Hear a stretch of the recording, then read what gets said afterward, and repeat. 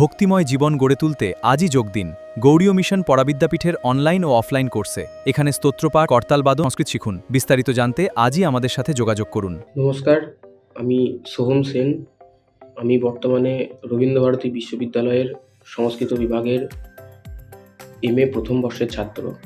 আমি বাগবাজারস্থিত গৌড়ীয় মিশনের পড়াবিদ্যাপীঠ research ইনস্টিটিউশনের basic এবং অ্যাডভান্স সংস্কৃতের দুটো কোর্সই অংশগ্রহণ করেছি।